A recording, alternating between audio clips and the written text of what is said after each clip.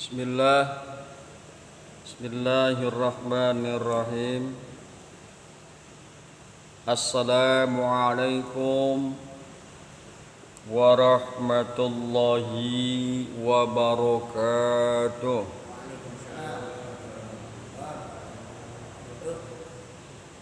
Pembahasan kita pada pagi hari ini yakni Al-Maidah ayat yang ke 108. Ini masih berkenaan dengan masalah wasiat, khususnya persaksian di dalam wasiat. Allah mengemukakan di dalam Al-Maidah ayat 108, A'udzu billahi minasy syaithanir rajim. Dzalika adna ayyatu bisyahadati ala wajhiha. Itu lebih dekat untuk menjadikan mereka mengemukakan persaksian sesuai keadaannya. Au yakhafu an turaddada aymanum ba'da aymanihim, atau mereka takut akan dikembalikan sumpahnya sesudah mereka bersumpah. Wattaqullah wasma'u, dan bertakwalah kepada Allah, wasma'u, dan dengarkanlah oleh kalian. Wallahu la yahdil qaumal fasiqin, dan Allah tidak akan memberikan petunjuk kepada kaum yang fasik, orang-orang yang fasik. Itulah kira-kira terjemahan daripada Al-Maidah ayat 107. Al-Maidah ayat 108. Itulah kira-kira terjemahan daripada Al-Maidah ayat 108. Hadirin yang berbahagia, hamba-hamba Allah yang mudah-mudahan selalu dirahmati oleh Allah Subhanahu wa taala, bahwa setelah menjelaskan ayat-ayat yang lalu, yakni Al-Maidah ayat 106 dan Al-Maidah ayat 107, ayat ini menjelaskan hikmah dan ketentuan tersebut, yakni bahwa itu yakni ketentuan hukum tentang wasiat dalam perjalanan di mana terjadi kematian lebih dekat untuk menjadikan mereka, yakni para saksi, mengemukakan persaksian sesuai keadaannya yang sebenarnya tanpa melebihkan atau mengurangi, didorong oleh rasa takut kepada Allah, atau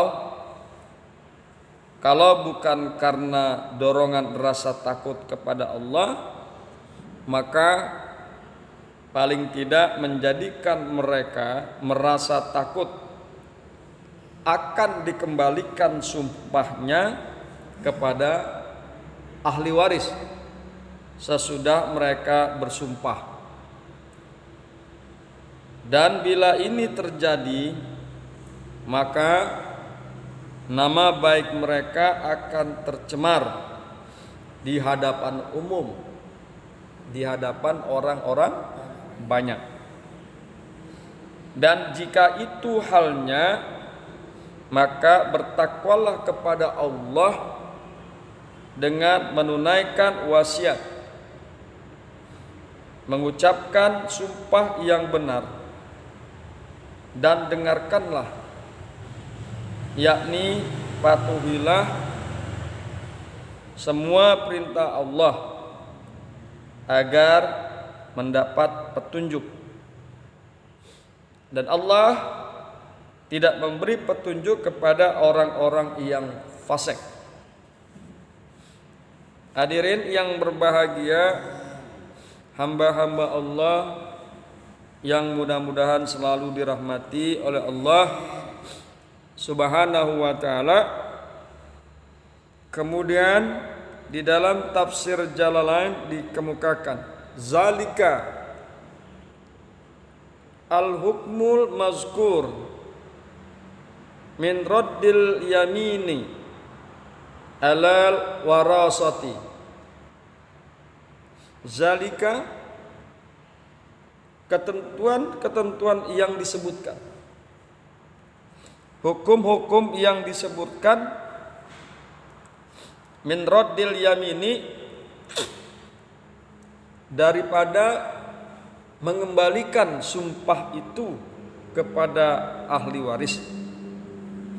Adna akrabu ila ayyatu ay syuhudu awil aus sya'u,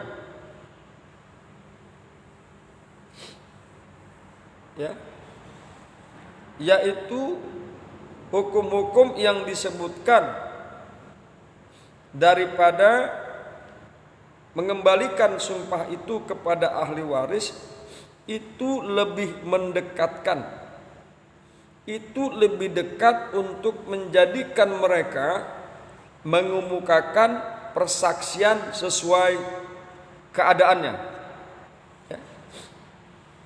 Jadi para saksi, dua saksi sebelumnya, yakni orang-orang yang diamanakan akan wasiat, sesuai persaksiannya, sumpahnya sesuai dengan wasiat tersebut, tidak dikurangi, tidak dilebihkan, tidak melakukan pengkhianatan, tidak melakukan kebohongan, sebagaimana dikemukakan bahwa wasiat tersebut apa adanya seperti itu, lebih mendekatkan kebenarannya dengan ketentuan-ketentuan yang telah dibahas pada ayat-ayat yang sebelumnya. Au aqrabu ila ayyakhafu an turadda aymanun ba'da aymanihim, atau lebih mendekatkan bahwa mereka menjadi takut, mereka khawatir dua saksi tersebut dan orang-orang yang diamanakan terhadap wasiat, mereka khawatir bahwa akan dikembalikan sumpah setelah sumpah mereka alal warasati, kepada ahli waris yang mendakwah, yang menuntut kepada mereka. Fayahlifuna, lalu ahli waris itu bersumpah. Fayahlifuna, maka mereka bersumpah, para ahli waris bersumpah, ala khiyanatihim, terhadap pengkhianatan mereka. Saksi yang dua orang dan orang-orang yang diwasiatkan, mereka bersumpah bahwa mereka berkhianat. Ahli waris itu bersumpah bahwa mereka berkhianat, wa kasbihim, dan mereka berdusta.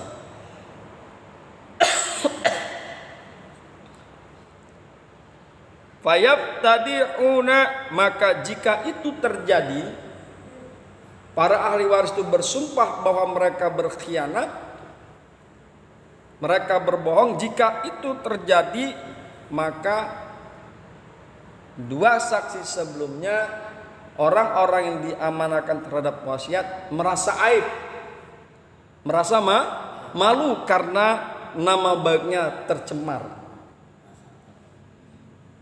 Wa yakromuna, maka mereka merasa rugi. Ya, merasa rugi karena mereka adalah orang-orang yang berbohong, yang mengkhianati akan wasiat. Fala yakzibu, yang diharapkan adalah setelah akan diajukannya sumpah dari ahli waris, mereka tidak akan berdusta. Mereka menyampaikan persaksiannya, mereka menyampaikan wasiat tersebut sebagaimana adanya dengan benar, tidak dikurang-kurangi, tidak ditambah-tambahkan. Hadirin yang berbahagia, hamba-hamba Allah yang mudah-mudahan selalu dirahmati oleh Allah Subhanahu wa taala.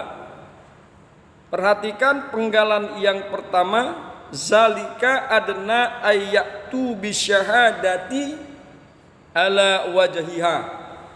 Perhatikan penggalan ayat tersebut di awal ayat.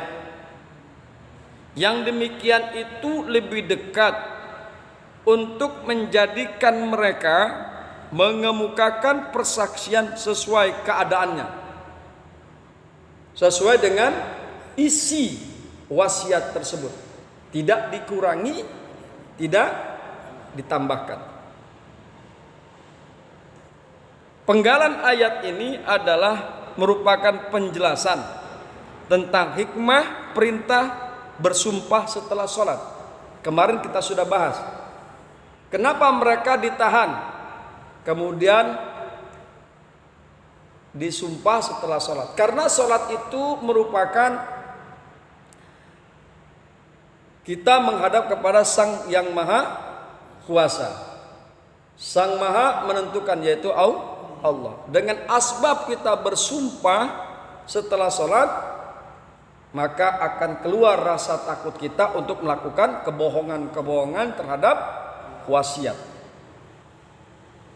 Menimbulkan rasa takut kepada kita sehingga kita tidak berkhianat terhadap wasiat. Makanya dikemukakan kemarin pada ayat-ayat sebelumnya bahwa sumpah itu dilakukan ba'da sholatil asr, setelah sholat asar, menurut tafsir Jalalain. Ya. Kemudian perhatikan penggalan ayat yang berikutnya, au yukhafu an turadda aimanun ba'da aimanihim, atau mereka takut akan dikembalikan sumpahnya sesudah mereka bersumpah.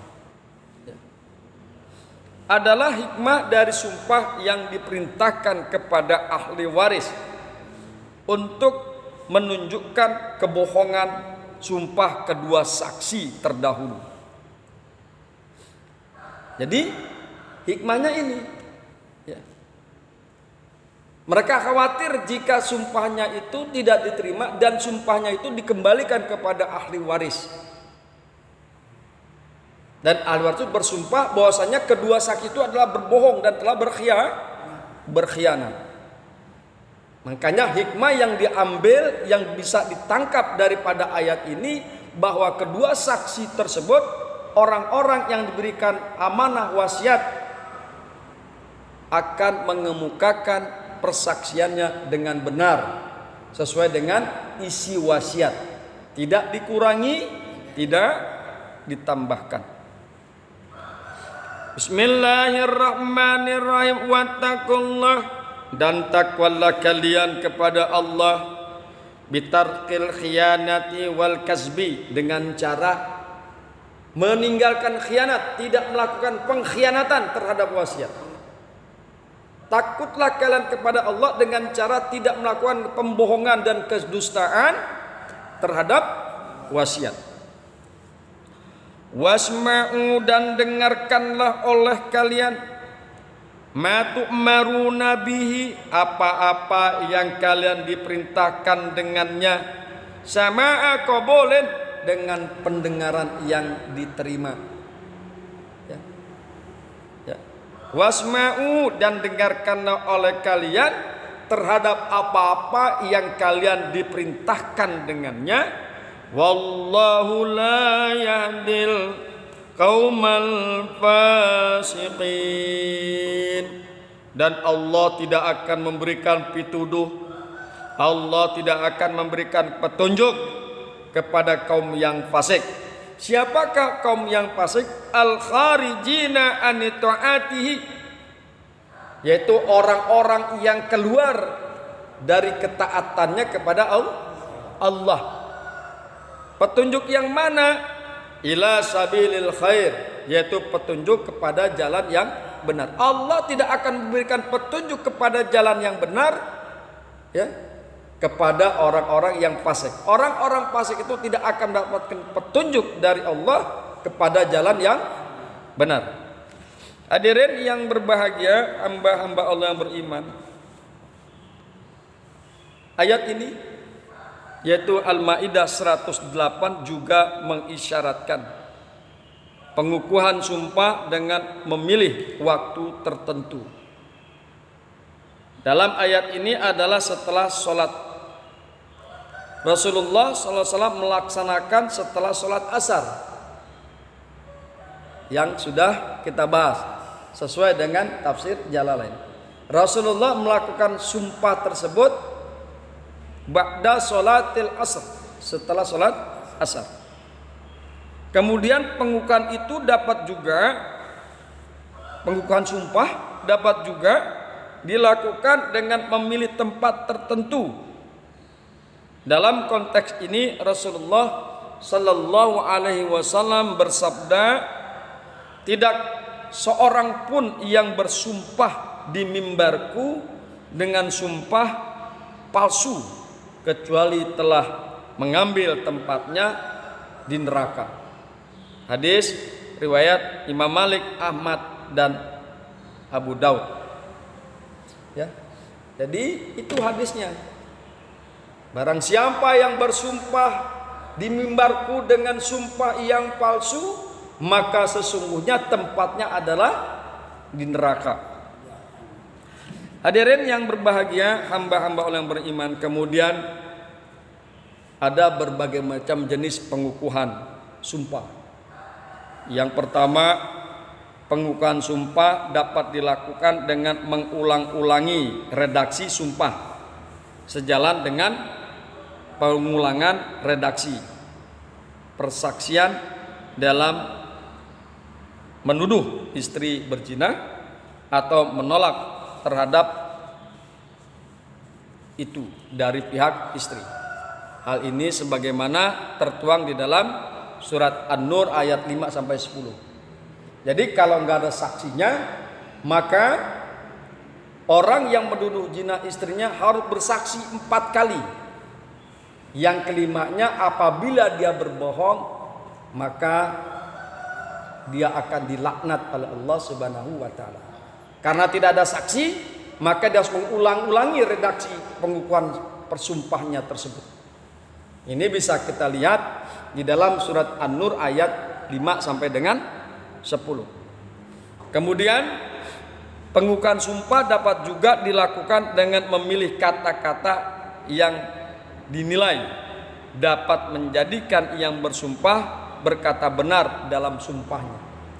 Wallahi, demi Allah, jika kamu bersumpah, maka Allah akan melaknat kamu. Itu salah satunya. Sehingga dengan redaksi tersebut orang jadi takut untuk melakukan kebohongan dan kedustaan serta pengkhianatan di dalam sumpah. Kemudian ada juga ada juga yang mengukuhkan sumpah dengan jalan meletakkan Al-Quran di atas kepala yang bersumpah. Biasa atau pejabat, boh presiden, boh gubernur, boh menteri, jika dia bersumpah maka diletakkan Al-Quran di atas kepalanya. Memang zaman Kanjeng Nabi itu belum ada, karena zaman Nabi Quran belum dibukukan. Kini ada juga yang mengukuhkan sumpah dengan jalan meletakkan Al-Quran di atas kepala yang bersumpah. Hal ini walaupun tidak dikenal pada masa Rasulullah Sallallahu Alaihi Wasallam, karena waktu itu Al-Quran belum dibukukan. Akan tetapi tidak ada salahnya ditempuh untuk tujuan pengukuhan itu. Kami bersumpah dengan nama Allah, kami akan melaksanakan jabatan ini dengan baik dan benar. Disumpah atas nama Al-Quran dan Allah. Jadi walaupun itu belum terjadi pada zaman Rasulullah, akan tetapi itu diperbolehkan.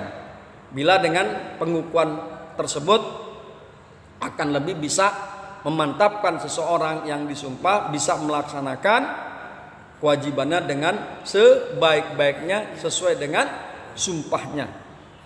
Hadirin yang berbahagia, hamba Allah yang beriman, kesimpulannya dari Al-Maidah ayat 106 sampai dengan 108, apabila terdapat pengkhianatan dari saksi-saksi sehingga mereka tidak menunaikan wasiat itu dengan baik, maka mereka itu telah berdosa.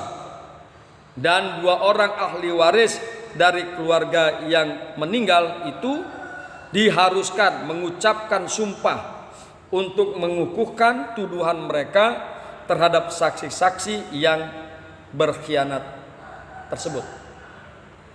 Kemudian cara-cara persaksian dan isi sumpah yang begitu ketat yang diajarkan dalam ayat-ayat tersebut, yaitu Al-Maidah 106 sampai dengan 108, merupakan jalan yang paling ringkas dan tepat untuk mendorong agar orang-orang yang menjadi saksi dan bersumpah atas persaksian itu sehingga takut serta melaksanakan dengan baik wasiat yang diterimanya secara persaksian yang dilakukannya dan sumpah yang diucapkannya. Kemudian Allah Subhanahu wa taala tidak memberikan petunjuk kepada orang-orang yang fasik, yang tidak memegang teguh kebenaran dan keadilan. Allah tidak akan memberikan petunjuk kepada orang-orang yang berkhianat terhadap persaksian dan wasiat, yang berlaku bohong, yang mengada-adakan, yang menambah-nambahkan, dan yang mengurangi terhadap isi wasiat. Allah tidak akan memberikan petunjuk kepada mereka. Hadirin yang berbahagia, hamba-hamba Allah yang mudah-mudahan selalu dirahmati oleh Allah Subhanahu wa taala, itulah kajian kita, mudah-mudahan bermanfaat. Hadanallah wa iyyakum ajmain. Assalamualaikum warahmatullahi wabarakatuh.